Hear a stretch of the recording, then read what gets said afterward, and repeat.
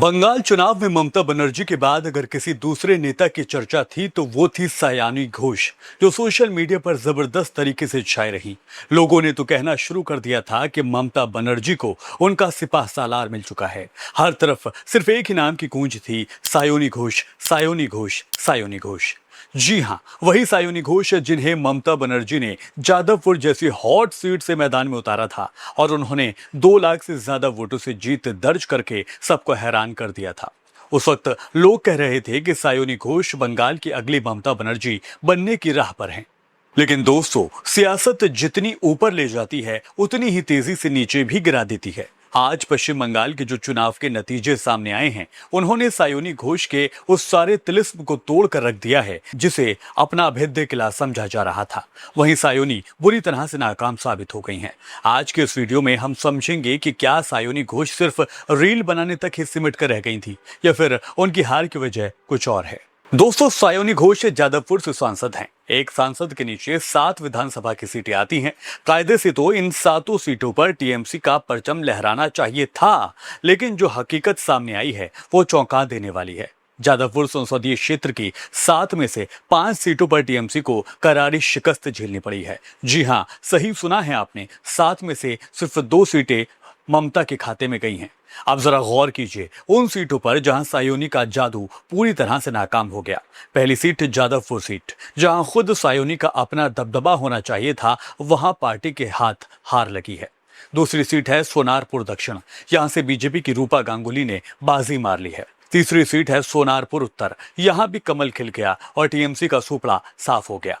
चौथी सीट की बात करें तो वो है टोलीगंज। ये वो इलाका है जो ग्लैमर और सायोनी के मिजाज से मिलता जुलता इलाका माना जाता है, लेकिन यहाँ भी बीजेपी ने अपनी जीत दर्ज कर ली है। पांचवी सीट है भांगर। ये वो सीट है जहां की हार टीएमसी को सबसे ज्यादा चुभ रही होगी।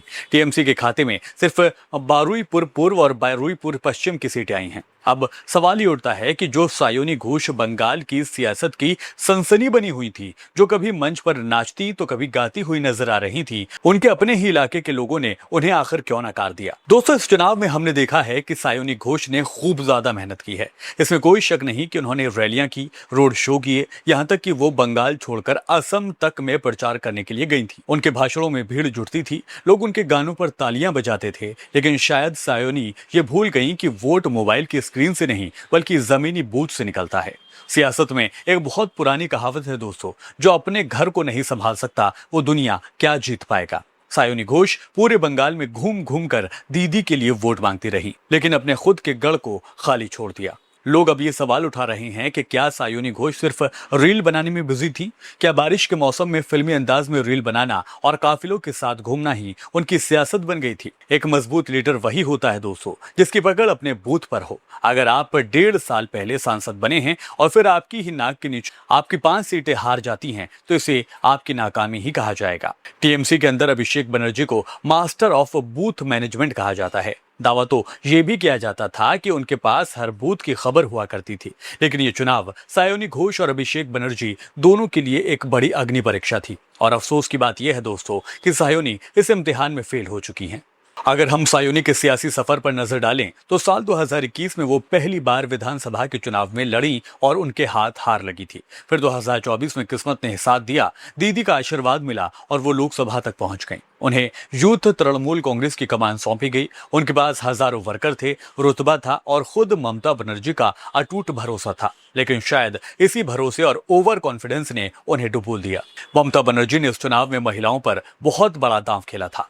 उन्होंने सायोनी घोष के साथ साथ सायकंतिका बनर्जी, श्रेया पांडे और अदिति मुंशी जैसे चेहरों को आगे बढ़ाया था। अदिति मुंशी तो खैर पहले भी जीत चुकी थी, लेकिन इस बार सायोनी की तरह बाकी महिला उम्मीदवार भी कतार में हारती चली गईं। ऐसा लगता है कि इन सबको ये गुमान हो गया था कि सिर्फ ममता दीदी के नाम पर और टीएमसी के सिंबल पर लोग आंख बंद करके वोट दे देंगे। सायोनी को लगा होगा कि जादवपुर तो उनका अपना घर है, यहाँ पर उन्हें कौन ही हराएगा, और इसी चक्कर में वो भवानीपुर, कोलकाता, उत्तर और दक्षिण 24 परगना में तो घूमती रही, लेकिन जादवपुर की जनता की नब्ज नहीं टटोल पाई।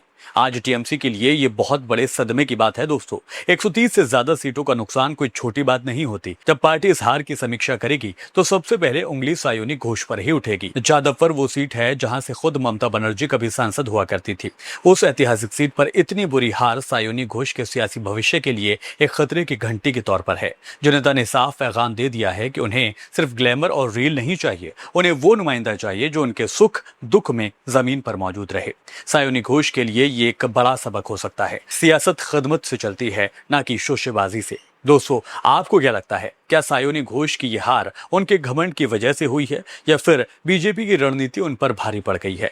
क्या रीलबाजी ही उनकी हार की असली वजह हो सकती है? आपको क्या लगता है? आप अपनी राय हमें कमेंट के जरिए दे सकते हैं। फिलहाल मेरे साथ इस वीडियो में अभी के लिए इतना ही। वीडियो पसंद आया तो वीडियो को लाइक कीजिए, शेयर कीजिए और मुझे सपोर्ट करने के लिए हमारे चैनल को सब्सक्राइब जरूर कीजिए। फिर होगी मुलाकात। आदाब, नमस्कार।